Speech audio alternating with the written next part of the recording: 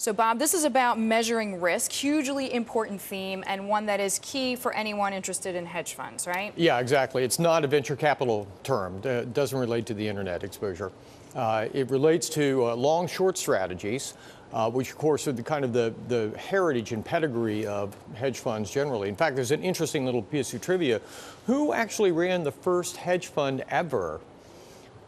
Benjamin Graham, the father of value investing. Back in the 20s, he was telling all his rich friends about his strategies, and he said, you know what we should do is buy the things that are inexpensive and sell the things that are very expensive, and we'll make money regardless of how the market moves. And that was the first hedge fund. All right, so what do people then looking at long-short strategies need to know about the metric as we use it today? Right, so it's an interesting thing. So first of all, if somebody is literally 50% long and 50% short, that is, I got one security I'm long, $100, I'm short some other security, $100, then I have net zero exposure to the market, right? My net exposure is zero.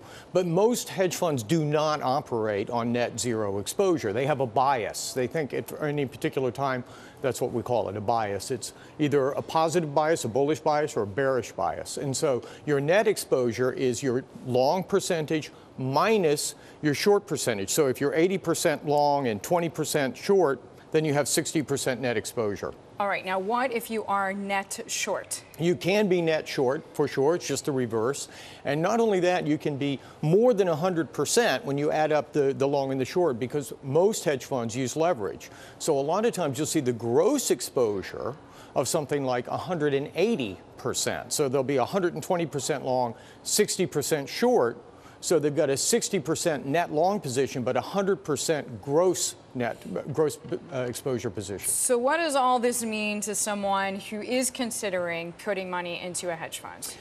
What it means is this: the lower the net exposure, the lower the risk.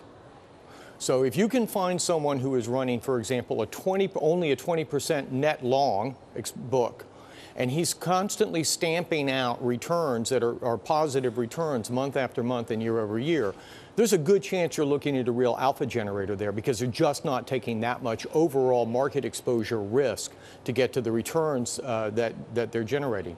There's one thing you also want to be careful of, though, about that it can be a little bit superficial. What you really want to see in that example is someone who is going long specific stocks and short specific stocks. They have clear ideas on both sides of the book.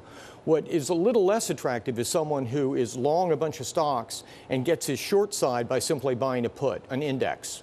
So to me, or to you, does that signal just a lack of conviction or a lack of how to do this strategy correctly? The latter. It's a lack of how to do the strategy correctly, really, because you're giving up half of your opportunities to make money. You know, your shorts aren't really going to make money in that case.